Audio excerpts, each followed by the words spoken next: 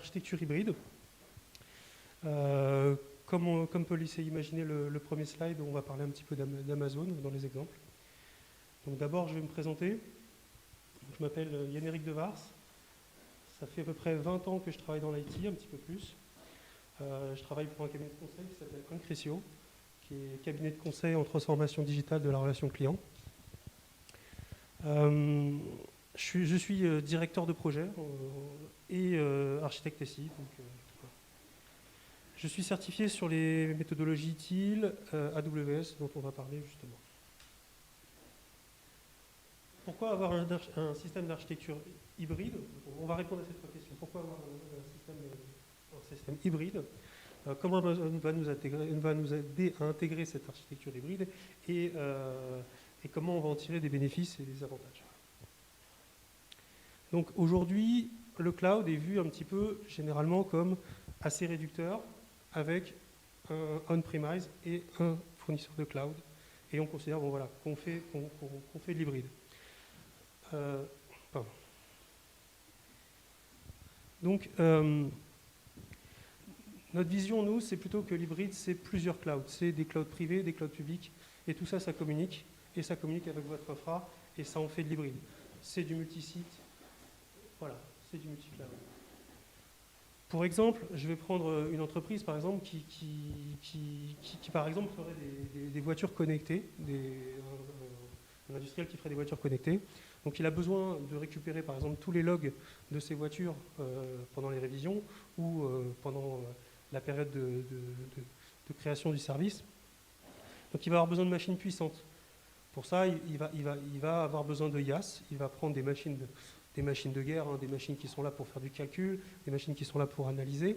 Donc il va aller déposer ses données sur un IaaS. Par exemple, il va utiliser AWS pour ça. Et là, il va faire ses calculs. À côté de ça, il a aussi un site internet. Il a un site internet qu'il veut rendre élastique parce que sa marque va commencer à être connue. Et donc, il va utiliser le PaaS à ce moment-là. Pourquoi il se dit, j'ai des développeurs .NET, je ne vais pas les reformer, je vais envoyer leur code directement sur Azure, ça va s'exécuter correctement, je vais le mettre en élastique et ça va monter en charge sans que j'ai de coupure de service. À côté de ça, il gère aussi sa relation client, il a son CRM et donc automatiquement, il a un SaaS. J'ai pris l'exemple de Salesforce, mais il y en a d'autres bien sûr. De toute façon, il aurait une bureautique. Souvent, il utiliserait Office 365, donc il aurait du SaaS. Il a aussi ses serveurs en propre. Il a envie de garder son AD. Et il a envie de garder ses serveurs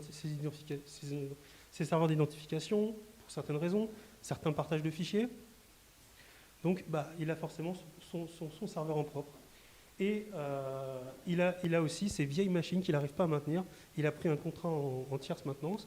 Et tiens, je vois des gens rigoler, je vois que ça concerne beaucoup de monde. Et donc, automatiquement, il a un prestataire qui vient lui maintenir ces machines-là. Et c'est un service aussi. On l'a mis en service IaaS, mais on peut voir comment on veut. Mais en tout cas, voilà.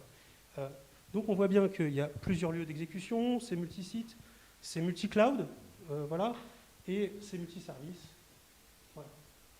On est loin, très loin d'avoir, comme je vous avais dit au début, une vision on-premise contre cloud. Donc là, quelques chiffres. Bon, il faut bien parler de chiffres. De toute façon, ils sont intéressés par les chiffres aussi, les fournisseurs de cloud. Donc là, ce qui est intéressant à voir, j'ai pris que des chiffres de Gartner pour ne pas avoir de contestation sur les sources, etc. On a quand même une solution, le SaaS, qui représente quand même, en chiffres générés, 102 milliards d'euros. C'est pas petit. C'est pas petit, tout le monde a envie de croquer dedans. Ce qu'on se rend compte, c'est que le SaaS, à lui seul, il fait déjà plus que le PaaS et l'IaaS additionné. Donc c'est quand même énorme, et ça veut dire qu'aujourd'hui, les décideurs, ils ne se prennent pas la tête. Aujourd'hui, les décideurs, ils prennent un logiciel, ils ne se demandent pas où il est en fait, finalement. On pourrait se demander si ce n'est pas juste ça la cause. Bon, après, si vous avez une solution SaaS ou si vous avez une solution PaaS, vous ne posez pas trop de questions non plus. Et en fait, il faut savoir que c'est souvent Amazon qui est derrière, avec son IaaS. Et c'est là qu'Amazon, à chaque fois, prend des parts. Et c'est pour ça qu'à 20%, il est toujours leader. Parce que vous avez des solutions type Dropbox, etc. Où c'est? Est-ce que c'est dans Amazon? Est-ce que c'est ailleurs? Voilà, souvent, ça sera le cas. Donc ils profitent de ce levier en fait du SaaS. Donc ils gardent cette avance aussi un petit peu grâce à ça, aussi parce qu'ils développent ces services très très vite, et ça on va en parler plus tard. Après, attention aux chiffres qu'on trouve sur Internet, parce qu'il y a énormément de segments. Je peux faire un segment par métier, en disant qui préfère quoi dans tel métier. Je peux faire un segment géographique. Et en fait, je crée autant de segments que je veux, je peux me retrouver leader dans n'importe quel segment. Parce qu'il y en a plein. Donc attention aux segments, c'est souvent trompeur. Faites-moi un segment, je vous ferai un leader. Les marchés du cloud. Donc on va parler un petit peu d'histoire et comment ça s'est monté, parce que ça va nous expliquer exactement ce qu'ils font aujourd'hui et pourquoi ils sont experts. Ça va bien nous montrer les choses. Donc Amazon, je vous ai mis le vieux logo, c'est le premier logo. Donc Amazon, c'est une bibliothèque en ligne. Plein de livres sont achetés. C'est un succès fou. Il y a un type tout seul dans son bureau qui travaille, vous connaissez tous la photo, et ça marche très bien.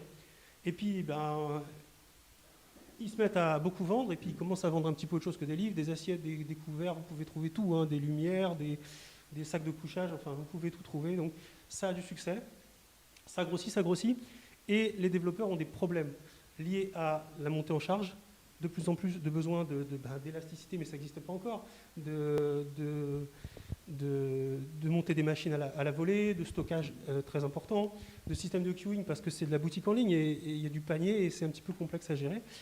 Donc Jeff Bezos fait venir un CTO, Werner Vogels, qui va leur créer une solution finalement d'aide aux développeurs avec des services qu'ils vont utiliser eux pour pouvoir développer plus vite et créer des services pour leur métier. Et puis forcément, au bout d'un moment, ça finit dans le bureau du patron où on lui dit écoute, cette solution elle marche vachement bien pour nous, on pourrait peut-être même la vendre. Et ils se mettent à la vendre. Et là, le cash flow il rentre aussi par les développeurs. Donc on voit que c'est une approche bottom-up, puisqu'on part de la technique, on part d'un besoin et puis on crée. Donc le bottom-up, l'actif stratégique, c'est les infrastructures. Amazon est balèze en infrastructure. Alors j'ai pris une autre vision qui est complètement à l'opposé, justement pour comparer un petit peu les choses, avec cette société qui est assez connue, Microsoft, qui est éditeur de logiciels. Depuis très longtemps, 30 ans, ils font des logiciels, ils le font très bien, et ils créent un système d'exploitation. Bon, là j'ai mis 95 parce que c'est là où ça commence à se joindre avec l'Office, et ils commencent à s'accoster l'un l'autre et à fonctionner ensemble. Et ensemble, ils arrivent à mettre un ordinateur sur chaque bureau. C'était l'objectif de Bill Gates au départ, et effectivement, tout le monde a un ordinateur sur son bureau, pas longtemps après 95, avec l'Office dessus, et utilise l'Office. Ils écrasent le marché, plus personne présente d'Office qui soit comparable à celui-ci. Et là, ils tapent encore un grand coup, ils créent Active Directory. Active Directory, ça devient l'un des référents, en tout cas l'un des leaders, et souvent le plus connu, sur l'identification, sur les serveurs. Et là, encore une fois, ils écrasent le marché, ils battent tout le monde, ils inventent un langage de programmation, le .NET, en 2002, et ils se disent, on va vivre un petit peu de ça quelques temps. Ils vivent quelques temps, effectivement, avec ça, tranquillement, en haut du marché. Leurs actionnaires, ils attendent une croissance, parce qu'ils ont eu une croissance de fou. Hein. Ils attendent une croissance. Et Microsoft ne peut plus offrir cette croissance. C'est plus possible. Ils n'ont plus vraiment de levier. Ils sont chefs sur ce domaine-là. Ils vont pas le redévelopper à 800%. Donc, terminé. Il faut qu'ils trouvent un autre levier. En 2008, Steve Ballmer dit à son directeur de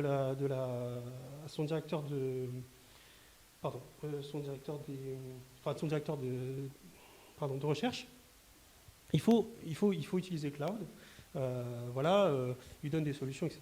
Puis donc cette personne va commencer à mettre les services dans le cloud et il va mettre l'Office 365 dans le cloud, bien sûr. Il va mettre Azure dans le cloud. Il va mettre l'Active Directory justement dans Azure, avec Azure Active Directory. Et hop, ils font un rebond, ils recréent de la croissance, etc. par investissement. Là, on voit bien que l'approche, elle est très différente. Elle est top-down. La direction la crée.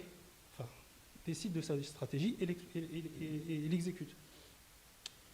Donc là, on s'adresse plutôt différemment en mettant les services dedans.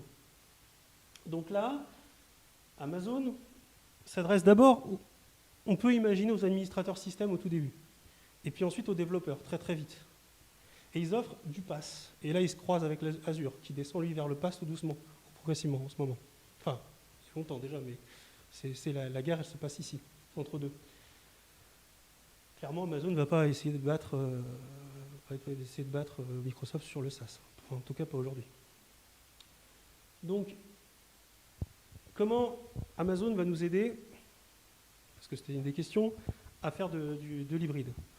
Donc, il va nous présenter des services, comme il sait bien le faire. Aujourd'hui, il est patron sur l'infra, donc il va vous dire, maintenant je vais vous présenter des services, et là il en déploie une quantité hallucinante, il bat tout le monde sur la vitesse, et il déploie du service.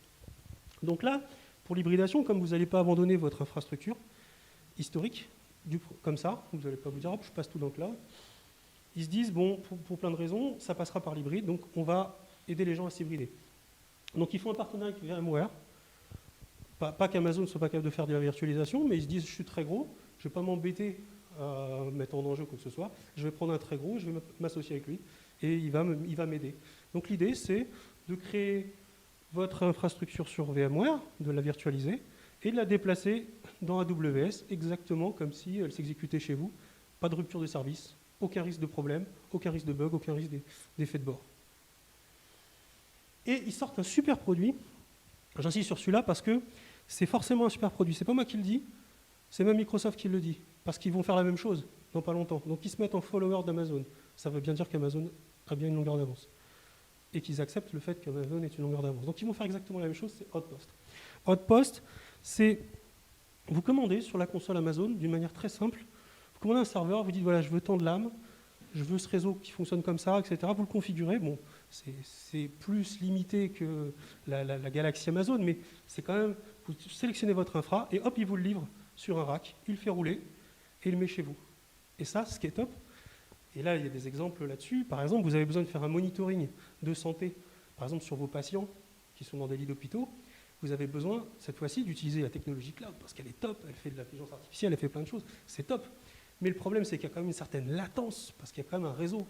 Ça part et ça revient. Donc là, on vous le roule et on vous le met dans votre data center ou même à côté de votre monitoring si vous voulez. Donc là, la latence, zéro. C'est du temps réel et avec les services d'Amazon.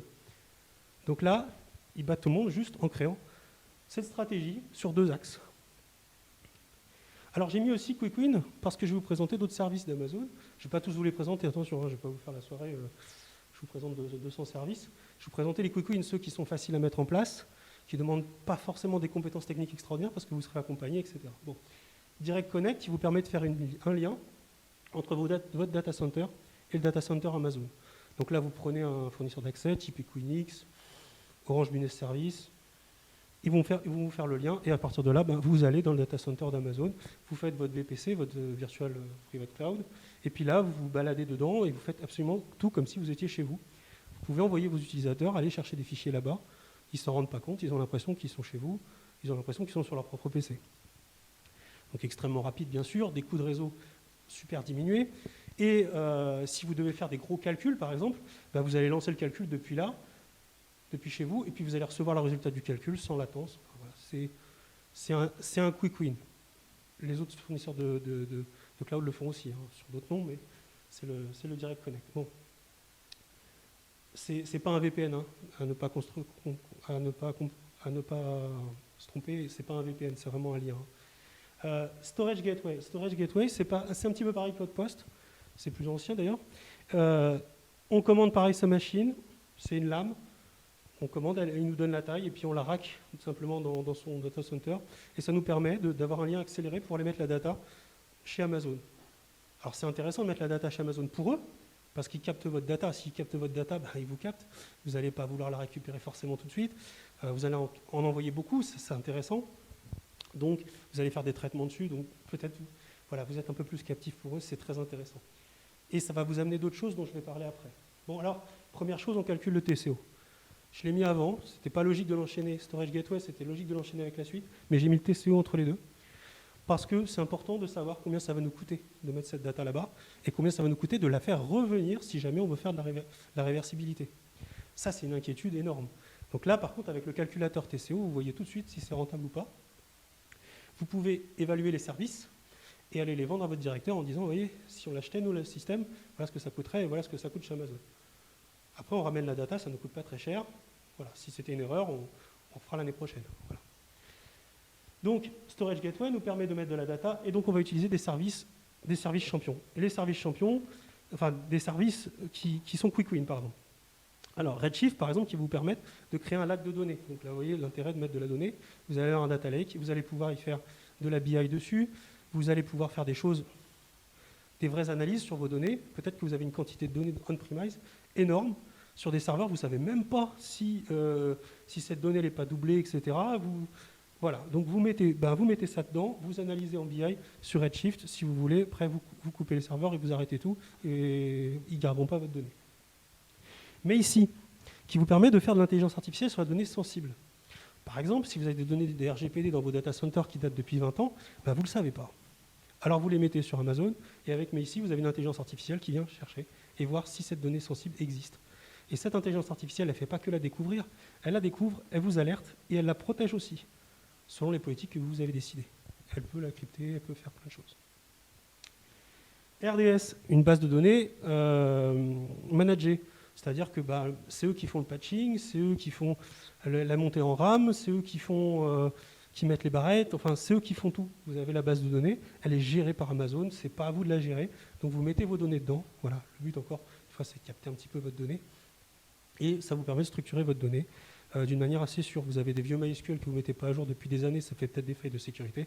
Et si vous le mettez dans le MySQL d'Amazon, vous êtes tranquille, c'est managé, c'est sécurisé aussi par Amazon. Voilà. Je vais parler aussi de la certification HDS, je l'ai rajouté récemment, parce que là, en fait, tous les grands acteurs du cloud s'intéressent au HDS. Là, c'est vraiment un truc, depuis que Google a lancé sa petite politique, sa grosse politique, en fait, de s'associer avec des laboratoires, à lancer de la recherche. En fait, l'idéal, ils l'ont exécuté, en tout cas c'est ce qu'ils ont annoncé dans les médias, une intelligence artificielle qui crée un médicament. Donc, ils ont réussi. Je ne sais pas l'état du médicament, je n'ai pas les détails sur ça, parce que ça met longtemps à sortir un médicament, mais ils ont réussi. Voilà. Donc ils font du Google Santé, ils vous mettent des bracelets connectés santé, etc.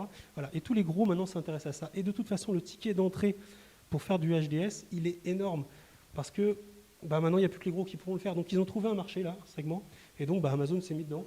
Et donc maintenant, vous pouvez mettre vos données de santé, vous êtes tranquille, HDS. Voilà. Donc, comment ferait... Alors, je vais continuer sur ce sujet, puis après je vais revenir dessus. Je vais vous parler un petit peu de la donnée, je vous fais un zoom sur la donnée, pour vous donner un exemple concret de ce que fait Amazon, de ce qui se passe. Alors la donnée, on doit d'abord la stocker. Ensuite, on doit l'exploiter. Ensuite, on doit la transmettre à différents services, etc. Ça coûte cher. Ça coûte un petit peu. J'ai mis un petit cochon, ça coûte un petit peu. On est habitué à le faire, mais ça coûte quand même. Hein. Après, on rajoute le juridique. Vous avez des lois qui tombent, notamment la RGPD, etc., qui a fait monter les coûts. Le cochon est un peu plus gros des fois. Voilà, donc vous avez le juridique à intégrer, des nouvelles lois qui peuvent tomber aujourd'hui, demain, etc. Et les amendes sont importantes. La RGPD, on va de 4 millions à 4% du chiffre d'affaires à 20 millions d'euros. Enfin, c'est des chiffres absolument hallucinants. La sécurité. Donc là, la sécurité, vous avez de la donnée, donc il faut crypter, il faut assurer la sécurité au niveau des différentes couches. Enfin, voilà. Encore un cochon. Ce cochon-là, il est bien gras aussi. Cochon sécurité, vous êtes obligé d'embaucher des gens pour la sécurité, des fois. Tout simplement, juste pour ce sujet-là. Et la globalisation, PCA, PRA, il faut reprendre les données, il faut reprendre le service, parce que la donnée, elle devient de plus en plus sensible, de plus en plus importante pour le métier. Et le métier, si la donnée n'est plus disponible, il ne peut plus tourner. Donc, du coup, on est obligé de globaliser, de mettre son infra à plusieurs endroits dans le monde, ou au moins sur plusieurs data centers, séparés de quelques kilomètres. D'ailleurs, c'est la loi, maintenant, sur certaines données. Aux États-Unis, c'est encore plus grave, c'est obligatoire, etc. Et là, le cochon est grossi, il est devenu énorme. Donc voilà. Donc sur vos infras on-premise, qu'est-ce qui se passe si vous êtes une petite PME, si vous êtes une grosse PME même, hein, qu'est-ce que vous allez pouvoir faire avec ce problème, avec cet iceberg qui vous attend, de nouvelles réglementations qui arrivent, etc. Vous allez profiter de tout ce que vous offre le cloud, c'est-à-dire des certifications pour poser les données chez eux, etc. Profiter de la donnée par le haut, de la sécurité par le haut, c'est-à-dire que la sécurité des données, par exemple, chez Amazon, je parle chez Amazon parce que, comme je vous ai dit, c'est Amazon que je connais le mieux, ils sont au niveau des cartes bancaires, la sécurité au niveau des cartes bancaires, au niveau du HDS. C'est-à-dire que si vous mettez votre menu de la cantine sur votre site, enfin sur votre réseau, il est sécurisé au même niveau que les cartes bancaires. Parce que personne ne sait où sont les données, en fait, finalement. Donc on a sécurisé tout le réseau de la même manière, toute l'infra de la même manière. Donc vous voyez ce que vous offrez à vos clients. En tant que PME, vous pouvez travailler, par exemple, sur de la donnée de santé sans avoir peur qu'il y ait une facture qui vous tombe dessus en vous disant qu'il faut remettre votre infra à jour, etc. Vous n'avez pas peur qu'on vous dise mais juridiquement, vous n'êtes pas bon, etc. Fermez votre société le temps de la rendre bonne. Voilà. La PME ne pourrait pas survivre si elle n'utilisait pas certains services du cloud, en tout cas. Alors, les services champions de la donnée, donc là, je vais expliquer un petit peu Amazon, comment ils vous aident avec ces services champions de la donnée, que j'ai appelé champions de la donnée, à part Storage Gateway, bien sûr, qui permet d'aller le mettre, d'aller poser la donnée. S3. S3, c'est l'un des premiers services, comme je vous ai dit, historiquement d'Amazon, qui a été déployé. Il est déployé depuis 14 ans, mais on imagine qu'il existe depuis bien plus longtemps. Vous imaginez l'expérience d'Amazon. Vous imaginez à quel point il est mature par rapport aux autres. Donc c'est un stockage objet, très très simple à gérer, avec des niveaux de sécurité, avec une redondance automatique. Donc il répond à votre problème de sécurité, il répond à votre domaine de compliance, il répond à tous ces domaines-là. Vous avez intelligence steering. Intelligence steering, Amazon vous offre un système, il vous l'offre, vous l'utilisez, voilà. Intelligent steering, c'est vous accédez peu souvent à certaines données, il va les mettre dans un endroit qui est moins cher, tout simplement. Voilà. Donc il répond à votre problème de coût, puisque finalement, si vous accédez jamais au fichier Excel X ou Y, ou que les gens sur le site web, ils vont jamais voir tel article, cet article il va se retrouver dans de l'archive. Et ça va vous coûter moins cher, bien sûr, forcément, d'une manière automatique. Voilà. On est dans l'excellence opérationnelle, puisque c'est des processus automatiques qui vous font gagner de l'argent. Ensuite, Glacier, il fait partie de la suite. Glacier, c'est l'archivage. Alors l'archivage qui répond à des problèmes justement juridiques, financiers. Vous avez des audits. Quand vous avez un audit, vous êtes prévenu qu'il va venir l'audit. Vous êtes prévenu plusieurs jours à l'avance pour vous organiser. Glacier, il faut 12 heures pour récupérer les données. Pourquoi il faut 12 heures Parce que leur système de stockage, je ne vais pas je vais pas imaginer comment ça fonctionne, mais leur système de stockage fait qu'il faut 12 heures pour la récupérer. Mais par contre, elle vous coûte rien. Rien. Vous stockez la totalité de la donnée, alors c'était une évaluation, ça vaut ce que ça vaut, la totalité des données météorologiques des États-Unis pour $2000 par mois. Et la totalité de la donnée générée dans l'ensemble du monde, de l'information générée par l'ensemble du monde, pour $10 millions, mais bon, c'est relatif. Vous voyez, si vous le stockez là, ça coûte pas cher. Voilà. Donc là, vous répondez à un problème Attention, vous avez aussi la durabilité, 99,99 derrière, pour récupérer votre donnée. C'est possible qu'elle ne soit pas disponible dans l'instant, mais quand elle est récupérée, elle est disponible, elle est là, elle n'est jamais perdue.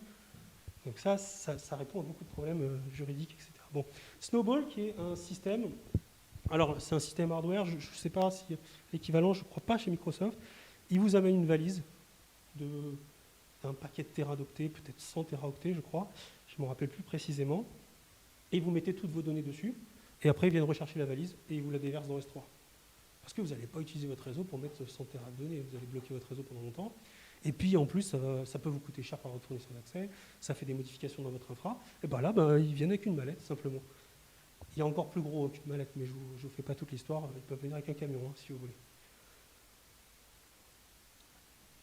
Backup. Alors backup, système de backup, très intelligent, qui simplement il fait le backup, tout simplement, il garde la politique de garder les données s'il faut, un certain temps, etc. Toute la notion de backup, ça vous fait économiser de la main d'œuvre, ça vous fait économiser du temps, ça vous fait économiser du stress, et puis encore une fois, excellence opérationnelle, c'est automatisé, donc ce sont des opérations courantes, excellentes. Voilà. FSX, alors c'est intéressant, FSX, parce que, alors plusieurs trucs, un, ça vous permet de faire du stockage fichier Windows. Vous pouvez partager du fichier avec AWS, justement, et synchroniser vos fichiers avec du stockage de fichiers Windows. Ça coûte 0 en licence, une vraie pierre dans le jardin de Microsoft, parce que c'est compatible Microsoft. Voilà.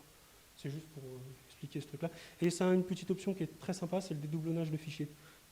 Donc ça vous fait économiser quand même pas mal. Je peux vous dire que, ne serait-ce que, même moi, je regarde sur mon ordinateur et c'est quand même pas trop le bordel, mais j'ai quand même beaucoup de fichiers qui se ressemblent.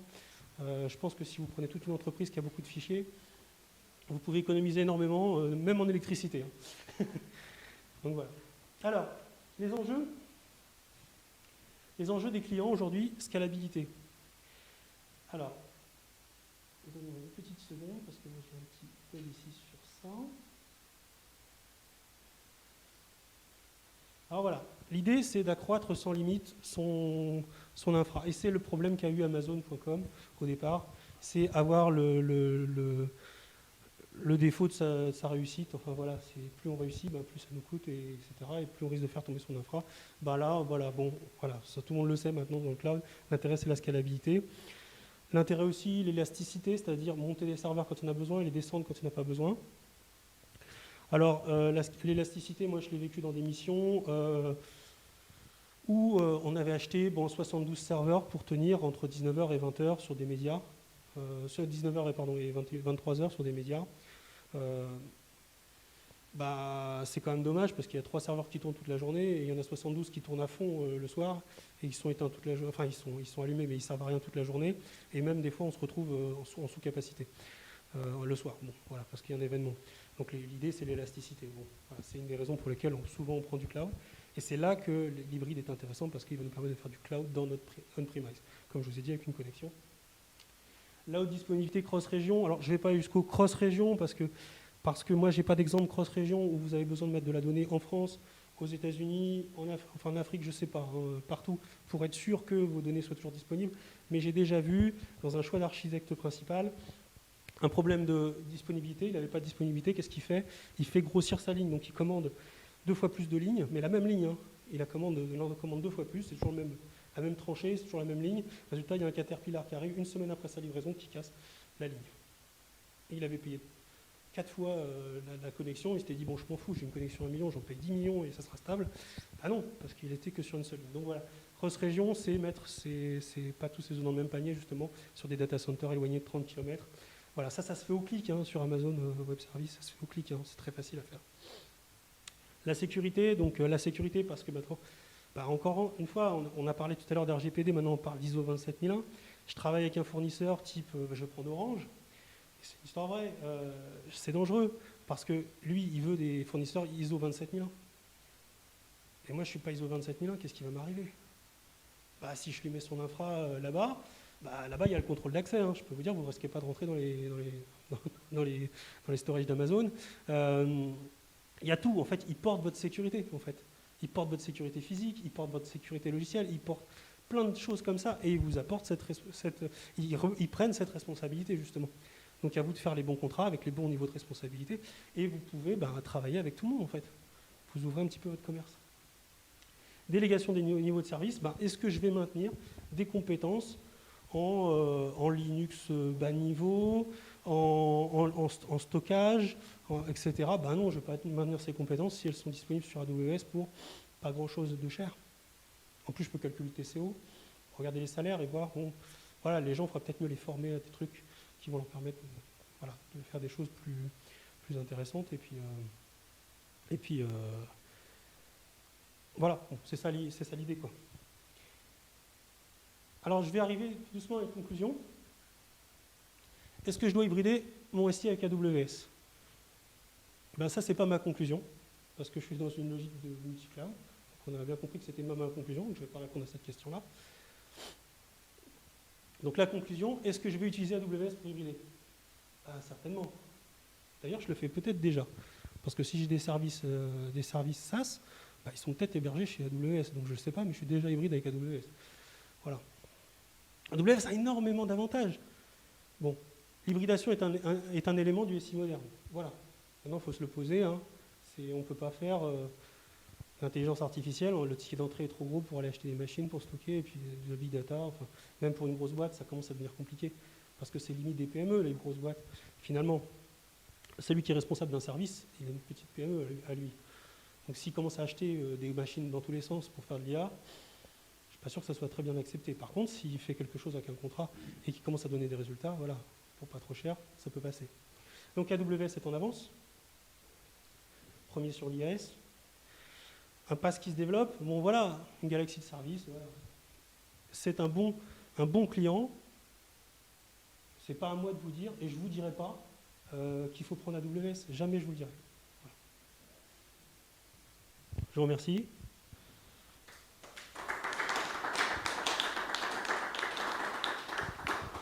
En plus, on a un expert chez Incresio du cloud, justement Azure, et je vais pas, voilà, je n'aurai pas le droit de faire ça, quoi. Bon, bah, je suis dispo pour quelques questions, s'il me reste du temps. S'il me reste pas de temps, bah... Bon, on va se prendre 10 petites minutes, si vous voulez. Online ou... Online, c'est pas possible. Ouais. J'ai essayé hier, j'ai pas réussi, donc... Ouais, j'ai pas réussi hier. Oui.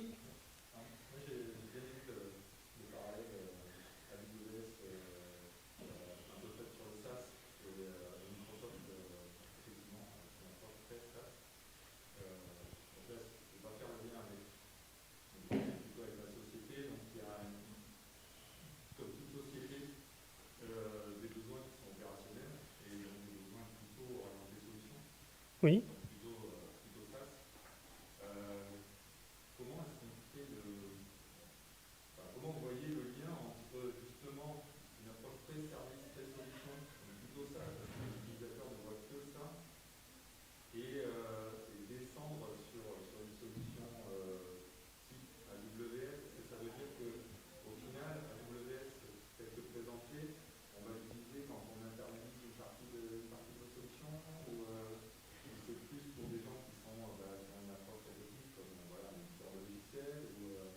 Bon, alors, je résume la question pour les personnes qui sont en ligne. Effectivement,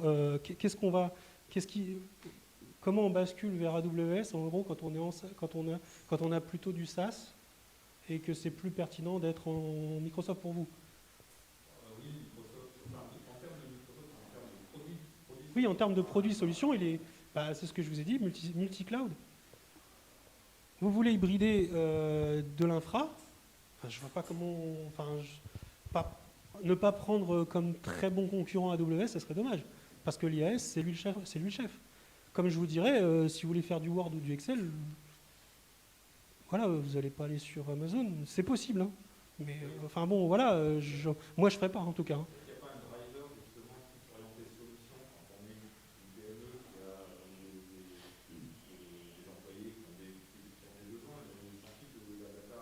Oui.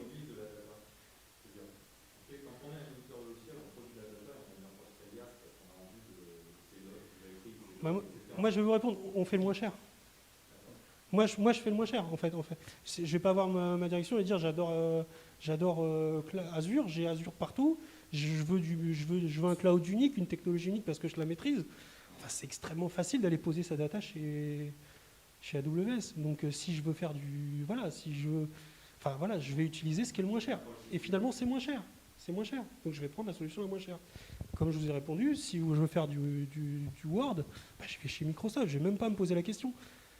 Ne serait-ce que pour les coûts. Vous prenez le TCO, vous calculez combien ça va vous coûter de le faire chez AWS ou ça va vous coûter. Faites-le. De toute façon, vous avez un TCO aussi chez Azure et puis vous avez une décision. Parce que de toute façon, ils sont aux disponibilités tous. Ils ont une petite guerre sur les régions. Ils essayent de s'implanter plus. Microsoft s'implante plus dans les régions. On s'en fiche. On n'a pas besoin de mettre son... Enfin, en général, ça pose même plutôt un problème de mettre dans d'autres pays. Voilà. Donc, non. Non, je m'embête pas avec ces questions-là. Je regarde le moins cher. Je vais sur le moins cher. Et souvent, comme vous dites, sur vos problèmes infra, etc., ça sera AWS. Souvent, très souvent. Après, vous avez aussi la réservation d'instance, exactement pareil que sur Azure. Et là, vous baissez encore votre coût. Hein. Voilà. Après, il y a un pragmatisme à avoir et expliquer au métier aussi que certaines données, si elles sont accessibles sous 12 heures, elles ne coûtent pas cher. Voilà, c'est ce que je vous ai présenté avec Glacier. C'est rentable. Voilà. Là, j'irai que sur cet aspect-là qui parlerait directement à la direction, je pense.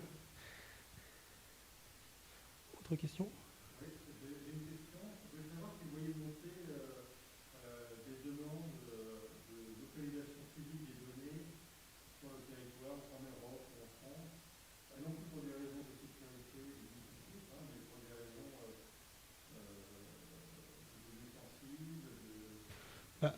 Je vais vous répondre à cette question que j'attendais, hein, de toute façon.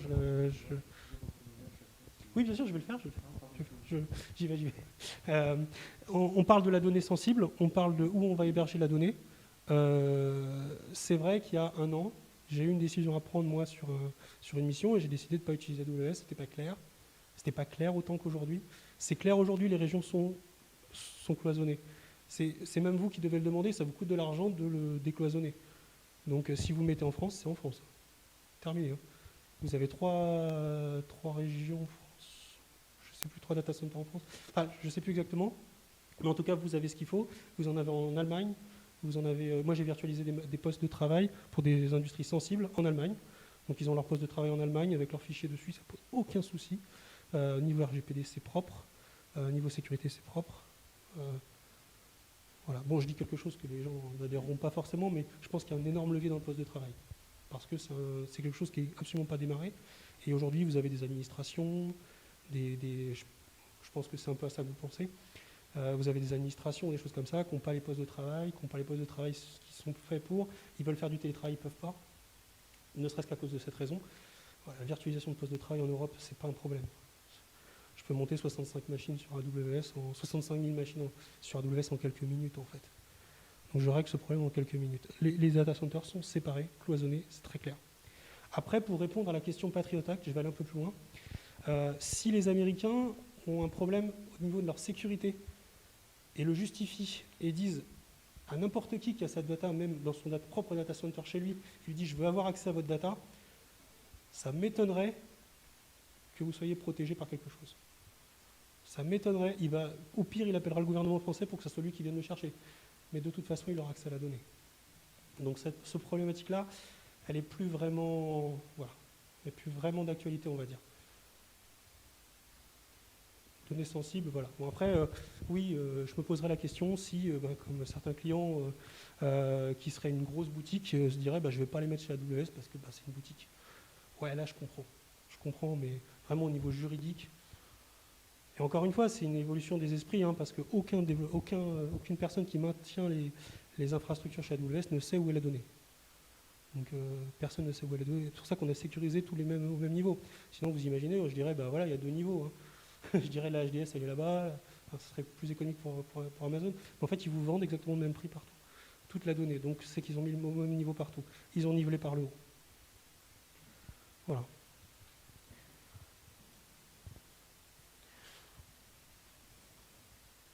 D'autres questions ?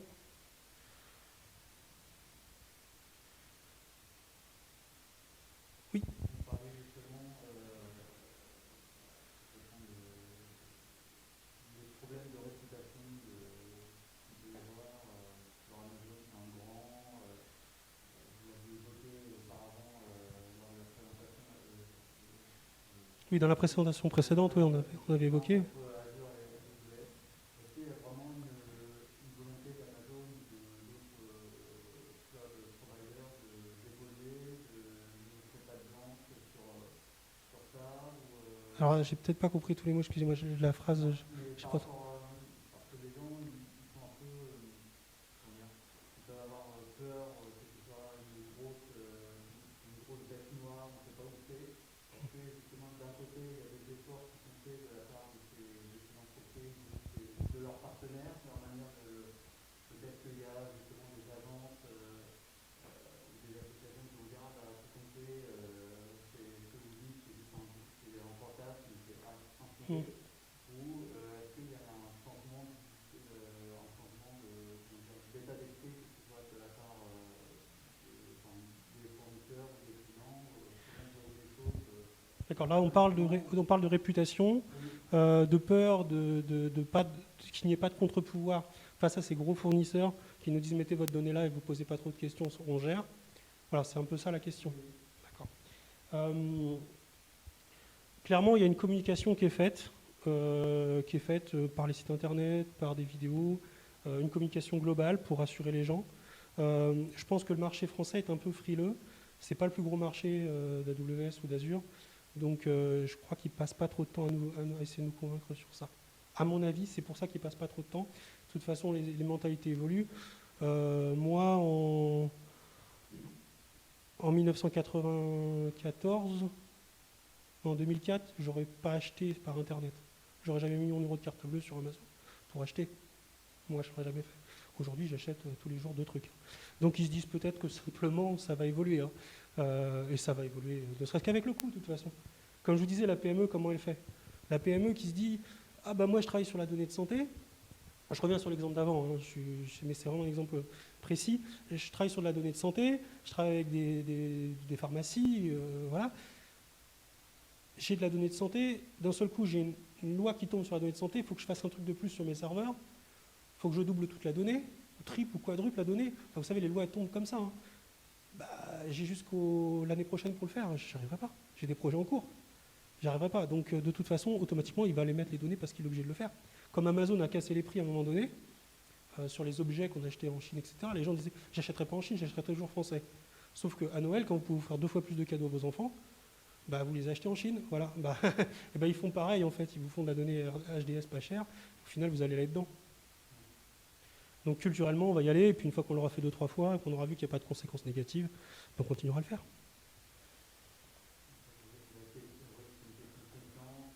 Ouais, mais la confiance, voilà, ils viennent pas forcément la chercher, je pense qu'ils nous l'imposent un peu. Mais ils viennent la chercher hein, des fois, ils prennent du temps pour venir la chercher. C'est pas qu'ils communiquent pas du tout, mais c'est qu'ils ont... Voilà, c'est pas peut-être aussi une question de marché français. Je sais pas, hein, je travaille pas trop l'international, mais bon, je sais que dans d'autres pays, ça leur pose moins de problèmes. Ça, je le sais. Donc peut-être que simplement une question, ils regardent le marché, inquiétude, risque, perte de clients. De toute façon, c'est que vous allez mettre votre donnée HDS maintenant, à part chez eux. Chez Google, ça revient au même. Enfin, de toute façon, non, c'est pire parce qu'ils n'ont pas de data center en France aussi précis, etc. Donc voilà. De rien. Bon, je pense que c'est terminé, je crois. Je vous remercie beaucoup et puis je suis dit.